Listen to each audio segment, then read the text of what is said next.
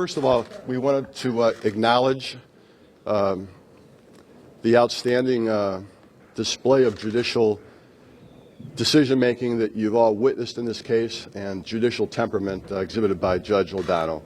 We are humbled by his verdict, and I know I can speak for all Cleveland police officers that we are not emboldened by it. And the prosecution in this case spared no expense and was in fact ruthless. But notwithstanding that, we fought tooth and nail, as you saw in this courtroom.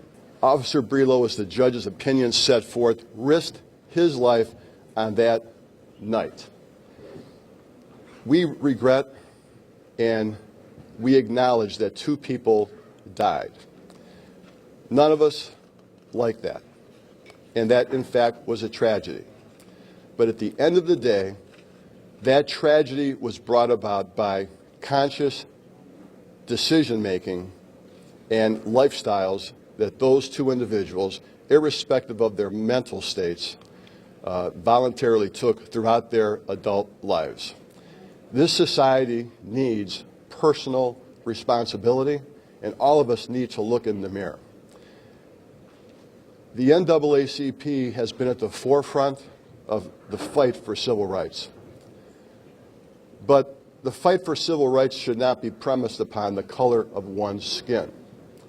And many in this community that profess to be civil rights advocates and who claim all these lofty principles of setting innocent people free after they're wrongfully convicted and prosecuted.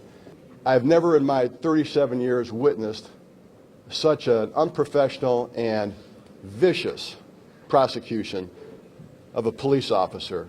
He is not an organized crime figure. He is not a drug dealer. He's not a rapist, and he's not a murderer. They also then took it to the police officers that also were involved in this case, where they then chastised them and made a show out of the invocation of constitutional rights in this courtroom. It was all calculated. Make no mistake about it, the author and the mason and the architect of the blue wall of silence in this case was the Cuyahoga County Prosecutor's Office. The only entity, not the State of Ohio Attorney General's office, but the Cuyahoga County Prosecutor's Office initiated this prosecution. 12 officers have been exonerated by the grand jury, and Officer Brelo, in convincing form from this judge's opinion, who sat here for 4 weeks, as all of you did, has just found him not guilty. We are elated. We are nonetheless respectful and mindful, but you have to forgive us because this has been a blood fight, tooth and nail, day in, day out, sleepless nights, threats, intimidation, and coercion. And we stood tall, we stood firm, because we didn't do anything illegal, we didn't do anything wrong, and I'll be damned if I was going to let any bully push us around. I hope the African American community can understand and embrace that we understand and we are part of what their experience is about being mistreated, not to the extent remotely that they have been in their historical lives, but in this particular case, we stood toe-to-toe with an oppressive government trying to coerce and put away a law-abiding citizen who did his job in this case, even though there were tragic circumstances and outcomes. And we fought, the 4 of us, against all odds, and I am so happy that we can walk out of this courtroom with our heads held high.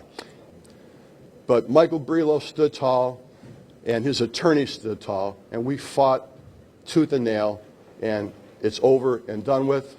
I wish you all a fond farewell. God bless you. Thank you, Pat.